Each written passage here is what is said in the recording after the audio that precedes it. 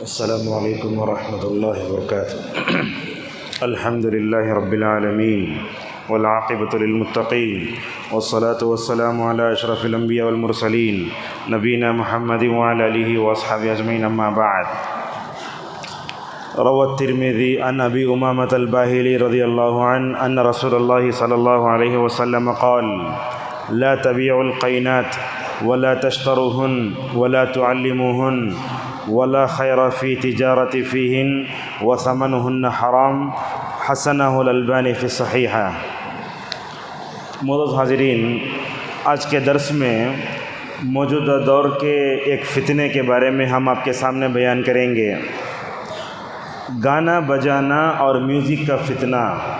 رمضان میں روزوں کے آداب میں سے ایک ادب یہ ہے کہ ہم اپنے زبان کی حفاظت کریں، گانے بجانے اور میوزک سے مکمل طور پر دور رہیں۔ آج کے درس میں ہم صرف اتنا یہ بتائیں گے کہ گانے بجانے کا حکم کیا ہے، موسیقی کا حکم کیا ہے، میوزک کا کیا حکم ہے۔ حضرت ابو امامہ الباہلی رضی اللہ عنہ کہتے ہیں کہ رسول اللہ صلی اللہ علیہ وسلم نے فرمایا، تم گانے والی عورتوں کو نہ بیچو۔ سمجھتے ہیں یہ میوزک جو مارتے ہیں وہ آلہ، اس کا بیچنا یا اسی طریقے سے گانے والیوں کا بیچنا حرام ہے۔ ولا تشتروہن، اور نہ ان کو خریدو۔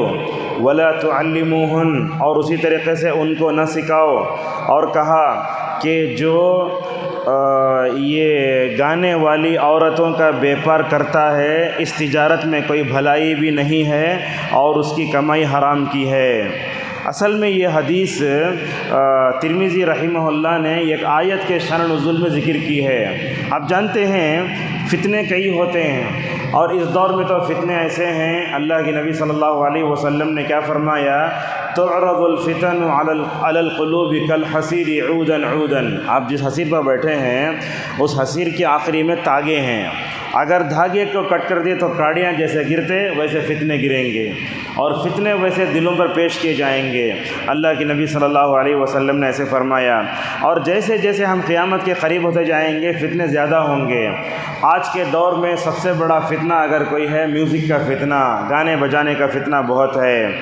تو اللہ تبارک و تعالیٰ گانے بجانے کی حرمت اور میوزک کی حرمت کے بارے میں کئی آیتیں اتارا ہے۔ اللہ نے سورہ لقمان میں کہا، وَمِنَ النَّاسِ مَن يَشْتَرِي لَهْوَ الْحَدِيثِ لِيُضِلَّ عَن سَبِيلِ اللَّهِ بِغَيْرِ عِلْمٍ وَيَتَّخِذَهَا هُزُوًا۔ اللہ نے کہا کہ بعض لوگ ایسے ہوتے ہیں جو ایسی چیزوں کو خریدتے ہیں جو ان کو مقصد زندگی سے دور کر دیتے ہیں۔ اور آپ جانتے ہیں اللہ کے نبی صلی اللہ علیہ وسلم جب مکے میں تھے، آپ کی دعوت میں بہت ساری رکاوٹیں پیش کی گئیں۔ ان رکاوٹوں میں رکاوٹ یہ تھی، نضر بن حارث نام کا ایک سردار تھا، جیسا نام ذکر کرتے ہیں بعض علماء۔ انہیں کیا کرتا تھا، ایران سے گانے والی لڑکیوں کو لاتا تھا۔ مقصد کیا تھا، اللہ کے نبی کعبۃ اللہ کے پاس کھڑے ہو کر جب قرآن پڑھتے تو اس وقت ان کو گانے بولتا، اور جب یہ گانا گاتے تو کیا ہوتا، نبی کریم صلی اللہ علیہ وسلم کی تلاوت میں خلل پیدا ہوتا۔ اور ایک بات آپ کو بتاتے ہیں، عرب میں نظم پڑھنے کا رواج ہے، آج بھی ہے وہ، لیکن یہ موسیقی جو میوزک ہے نا، عرب نہیں جانتے تھے۔ نسائی کی روایت میں آتا ہے کہ عمر بن عبدالعزیز رحمہ اللہ نے اپنے عمرہ کو لکھا تھا، دیکھو یہ جو میوزک ہے نا، اصل میں یہ بدعت ہے۔ بدعت کا مطلب اس معنی میں کہ دنیا میں نہیں ہے۔ اور آپ جانتے ہیں کہ جیسے میں نے کہا کہ عرب نظمیں پڑھتے تھے۔ عید کا دن ہے، حضرت ابوبکر صدیق رضی اللہ عنہ رسول اللہ صلی اللہ علیہ وسلم کے ساتھ ہیں، انصار کی چھوٹی چھوٹی بچیاں نظم پڑھتے ہوئے آئیں۔ ابوبکر نے کیا کہا، اے انصار کی بچیوں نظم پڑھنا بند کرو۔ تو آپ نے اس موقع پر کہا، اے ابوبکر چھوڑو، آج عید کا دن ہے، ان کو نظم پڑھنے دو۔ اچھا، وہاں دو باتیں بہت اہم ہیں۔ وہ جو بچیاں تھیں چھوٹی تھیں، بڑی نہیں تھیں۔ جیسے آج کل ہم دیکھتے ہیں کچھ چینلز پر عورتوں کی نظمیں آتے ہیں، سنتے رہتے ہیں، نہیں، عورتوں کی نظم، عورتوں کی قرأت سننا کسی مرد مومن کے لیے جائز نہیں ہے، اس لیے کہ وہ آواز کا فتنہ بھی ہے، اور مرد اس میں جو ہے نعوذ باللہ فتنے پڑھ سکتا ہے۔ بلکہ میں بارہا طلبہ سے بھی کہتا ہوں کہ یہ بڑے بڑے عورتوں کی، لڑکیوں کی نظمیں یوٹیوب پر اپلوڈ کرنے کی ضرورت بھی نہیں ہے۔ اپلوڈ کرتے نیچے کمنٹ لکھتے ہیں، بہن آپ کی آواز بہت اچھی ہے، ان کی قرأت کو ان کی نظم کو اپلوڈ کرنے کی ضرورت ہی نہیں ہے. اگر ان کو قرأت نظم پڑھنا ہے عورتوں کے درمیان میں پڑھ لینا، مردوں کے درمیان میں نہیں پڑھنا چاہیے. تو اس طریقے سے وہاں وہ بچی چھوٹیاں تھی، بڑی نہیں تھی، ایک بات. دوسری بات یہ ہے وہ نظم ایسی پڑھ رہی تھی جس میں میوزک نہیں تھی. اللہ کے نبی صلی اللہ علیہ وسلم کے سامنے نظم پڑھ رہی تھی تو نظم پڑھتے پڑھتے ایک شعر آیا جس میں عقیدے کی خرابی ہے. غور سے سنیے. ہمارے پاس بھی نعتیں پڑھی جاتی ہیں، ان نعتوں کو سننے سے ایسے معلوم ہوتا ہے کہ خدا بھی محمد ایک ہیں. اکثر نعتوں میں شرک ہے. وہ شعر کیا تھا؟ وَفِينَا نَبِيٌّ يَعْلَمُ مَا فِي غَدِي. ہمارے درمیان میں ایک ایسا نبی ہے جو غیب جانتا ہے. اللہ اکبر. رسول اللہ کے ہوتے ہوئے اشعار میں عقیدے کی خرابی آتی ہے، رسول اکرم صلی اللہ علیہ وسلم فوراً ٹوک دیتے ہیں. اسی طریقے سے عمر بن عبدالعزیز رحمہ اللہ اپنے بچوں کو ادب سکھاتے ہوئے کہتے ہیں، بیٹو یہ موسیقی اور گانے سے جہاں تک ہو سکے بچا کر رہو. ابن عبدالبر رحمہ اللہ اپنی کتاب میں کہتے ہیں کہ گانے بجانے کے جو آلات ہیں اس کو ختم کر دینا چاہیے. اور یہ بات بھی ابن قدامہ نے لکھی ہے، اگر کوئی آدمی میوزک کا آلہ چرایا، ماشاءاللہ کتنی دقتیں دیکھیے. ابن قدامہ کہتے ہیں اگر کوئی آدمی میوزک کا آلہ کہیں سے چرایا اس کا ہاتھ نہیں کاٹا جائے گا. کیوں ہاتھ نہیں کاٹا جائے گا؟ اس لیے کہ وہ آلہ غلط ہے، حرام ہے، اور حرام چیز کے چوری کرنے پر ہاتھ نہیں کاٹا جائے گا. معزز حاضرین، رسول اکرم صلی اللہ علیہ وسلم کے زمانے میں سیٹی مارنا، تالی بجانا تھا. اللہ تبارک و تعالیٰ کفار مکہ کی عبارت کا تذکرہ کرتے ہوئے فرماتا ہے وَمَا كَانَ صَلَاتُهُمْ عِنْدَ الْبَيْتِ إِلَّا مُكَاءً وَتَصْدِيَةً. کیا کرتے؟ کفار مکہ اور قریش کے قبیلے کے علاوہ، یہ متہم ہے، علامہ ابن کثیر کہتے ہیں قریش کے قبیلے کے علاوہ اکثر جو ہے عرب کے قبیلے ننگے طواف کرتے. اللہ اکبر. اور عورتیں بھی ننگے طواف کرتی. کیا بولتے؟ جس کپڑے میں ہم گناہ کرتے وہ کپڑے میں ہم طواف نہیں کرنا چاہتے. اس طریقے سے اللہ نے کہا دیکھو کعبۃ اللہ کے پاس آنا ہو تو کپڑے پہن کے آؤ، ورنہ ننگے نہیں آنا چاہیے. اللہ کے نبی صلی اللہ علیہ وسلم نے 90 ہجری میں اس پر پابندی لگا دی. تو بولنا یہ ہے کعبۃ اللہ کے پاس آ کر سیٹیاں مارتے، تالیاں بجاتے تاکہ رسول اللہ صلی اللہ علیہ وسلم کی قرات میں خلل ڈالے. تو اللہ کے نبی صلی اللہ علیہ وسلم نے یہ میوزک کو، گانے بجانے کو حرام قرار دیا ہے. عبداللہ مسعود رضی اللہ عنہ کہتے ہیں وَمِنَ النَّاسِ مَن يَشْتَرِي. آیت میں قسم کھا کے کہتا ہوں، قسم کھا کے کہتا ہوں، قسم کھا کے کہتا ہوں، 3 بار کہا. یہ آیت گانے بجانے اور آلات لہو و لعب کے بارے میں اتری ہے. اسی طریقے سے رسول اکرم صلی اللہ علیہ وسلم نے گانے بجانے پر لعنت فرمائی ہے. گانا بجانا ملعون ہے. آپ صلی اللہ علیہ وسلم نے فرمایا صوتان ملعونان فی الدنیا والآخرہ. 2 آوازیں ایسی ہیں جن پر لعنت ہے دنیا اور آخرت میں. اس میں ایک وہ آواز وہ ہے جو گانے بجانے کی آتی ہے. گانا بھی حرام، سننا بھی حرام، اور اسی طریقے سے گانے کی کراہت کا اپنے دل سے نکل جانا یہ بھی مومن کے لیے بڑی آزمائش کا وقت ہوتا ہے. معزز حاضرین، میوزک حرام ہے اور اسی طریقے سے گانا بجانا حرام ہے. اس کے لیے تو دلائل قرآن میں بھی ہیں، حدیث میں بھی ہیں. اللہ کے نبی صلی اللہ علیہ وسلم نے اپنی امت کے بارے میں فرمایا ایک وقت وہ آئے گا میری امت کے لوگ کیا کریں گے؟ مرد ریشم پہنیں گے. آج ہو رہا ہے، مرد کان بھی چھید رہا ہے. آج دیکھنے سے معلوم نہیں ہوتا کون ہے، لڑکا ہے یا لڑکی ہے. اور اسی طریقے سے آپ نے فرمایا ایک وقت وہ بھی آئے گا کہ میری امت گانے بجانے کے آلات کو بھی حلال کر لے گی. اب آدمی جس چیز کا موقف رکھتا ہے اس کے خلاف اگر سنا تو تعویل کرتا. چنانچہ بعض لوگ ایسے ہیں جو بولتے ہیں میوزک جائز ہے، تو ان لوگوں نے کہا بخاری کی یہ حدیث ضعیف ہے. اب سوال یہ ہے بخاری کی حدیث ضعیف کیسے ہو سکتی ہے؟ اسی لیے علامہ بن باز رحمہ اللہ کہتے ہیں گانے بجانے اور گانے بجانے کے آلات کے بارے میں جتنی آیتیں اور حدیثیں آئی ہیں سب صحیح ہیں. اور یہ بھی سنیے ابن القیم رحمہ اللہ نے کہا گانے بجانے اور میوزک کی حرمت کے بارے میں 12 صحابہ سے حدیثیں آئی ہیں. یہ 1 2 نہیں، 12 صحابہ سے حدیثیں آئی ہیں. اور اسی طریقے سے آج کل ہم دیکھتے ہیں یہ میوزک اور گانا بجانا آج کی تہذیب بن گئی ہے، آج کا فیشن بن گیا ہے. آج کل دیکھیں آپ ہماری مسجد میں میوزک سے باقی نہیں رہی. لوگ فون سائلنٹ پہ نہیں رکھتے، میوزک آتی ہے.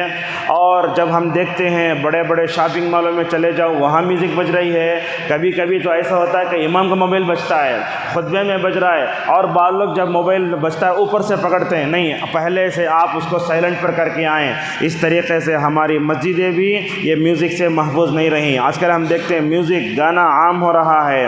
یاد رکھیے یہ گانا اور بجانا میوزک اگر ہو رہا، ایسی صورت میں ہمیں اسے ہاتھ سے روکنا چاہیے، اگر آپ کے ہاتھ میں ہے۔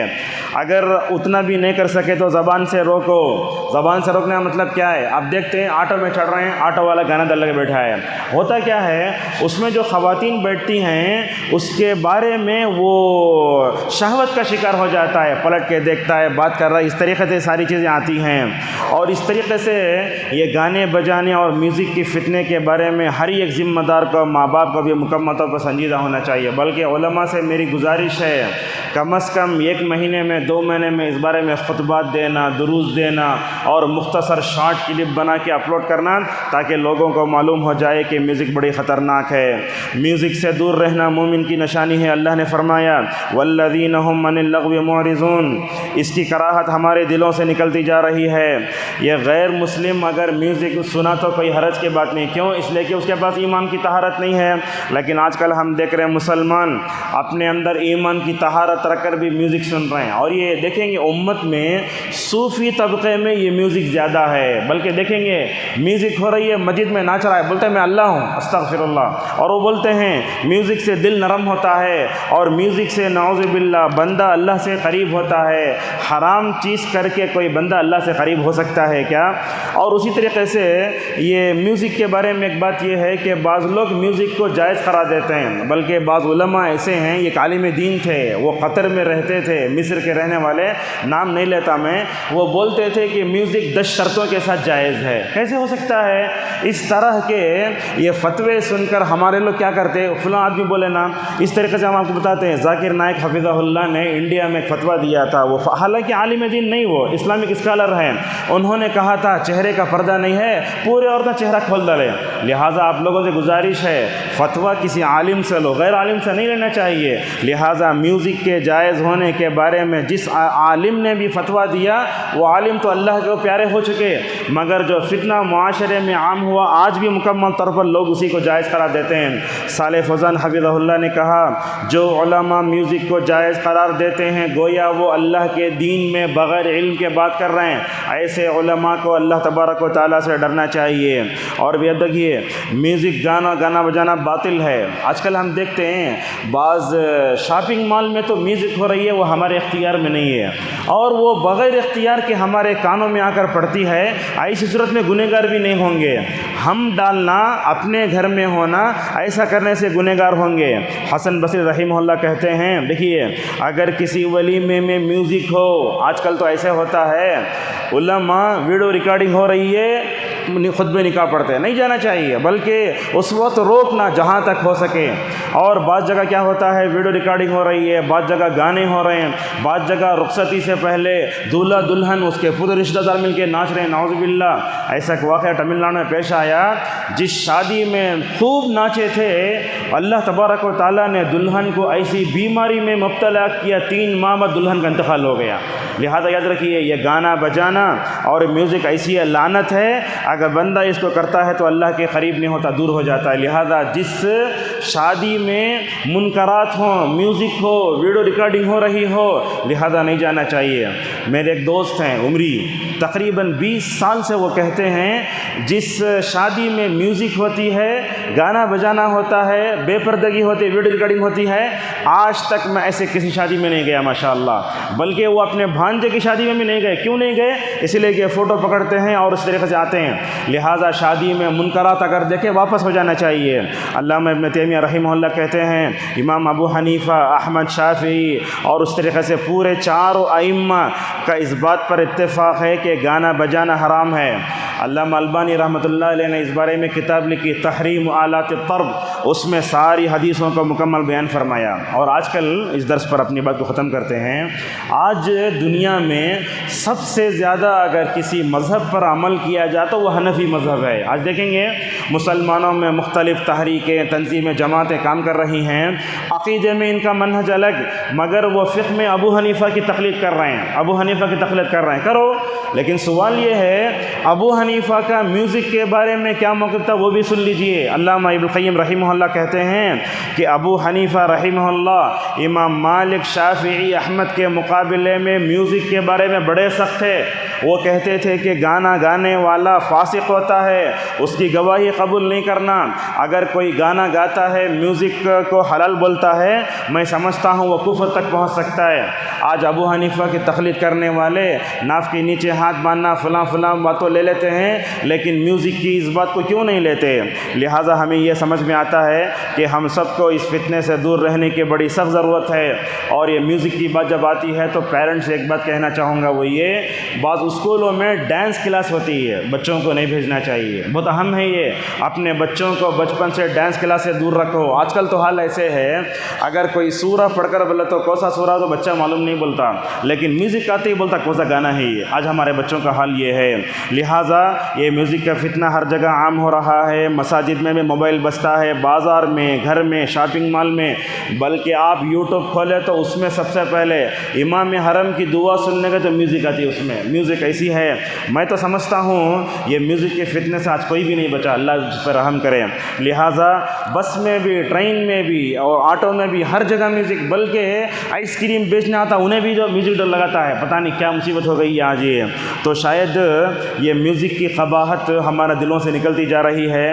اپنے بچوں کو، خواتین کو اس سے مکمل طور بچاؤ۔ اور ٹک ٹاک ہے، شارٹس ہے، گانے ہیں۔ اور ایک بات بھی ہے، بعض اچھے نوجوان کیا کرتے، علماء کی تقریروں کو شارٹ بنا کے اپلوڈ کرتے، اس میں میوزک ڈالتے ہیں، یہ بھی صحیح نہیں ہے۔ آپ علماء کے بیان کو اپلوڈ کریں، لیکن بیک میں جو میوزک ڈالتے نا، میں سمجھتا ہوں وہ میوزک سے وہ عالم جو ہے مکمل طور پر بری ہے۔ لہٰذا ضرورت ہے میوزک کے فتنے سے ہم دور رہیں، گانے بجانے کی آوازوں کا ہمارے گھروں سے دور ہونا چاہیے۔ اسی میں قوالی بھی آتی ہے۔ قوالی یہ کیا ہوتی ہے، جس دن عروس ہوتا رات میں قوالی ہوتی ہے۔ انہیں کیا کرتا ہے، وہ قوالی گانے والا انہیں مسلمان نہیں ہوتا، انہیں کیا ہوتا ہے، مسلمان کی طرح ہوتا ہے، پورا داڑھی چھلا ہوا، ایک طرف مرد ایک طرف عورت، ان کو ہزاروں پیسے دے کر بلایا جاتا ہے، نعوذ باللہ۔ دونوں شراب پیتے ہیں، شراب پی کر جگتے ہیں، شراب پی کر گندے منہ سے دنیا کے سب سے پاکیزہ انسان محمد صلی اللہ علیہ وسلم کا نام لیتے ہیں۔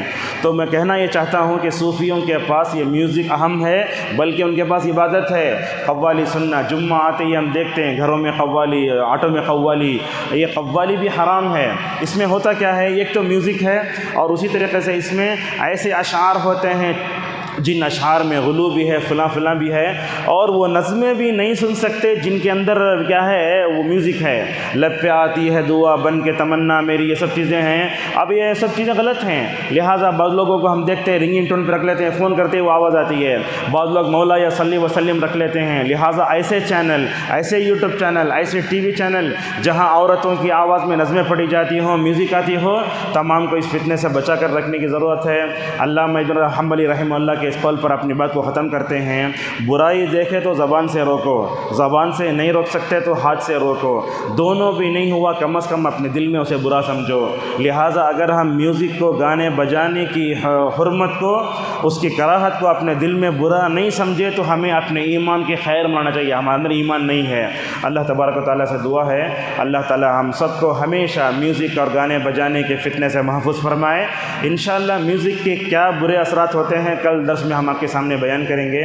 وآخر دعوانا الحمد للہ رب العالمین۔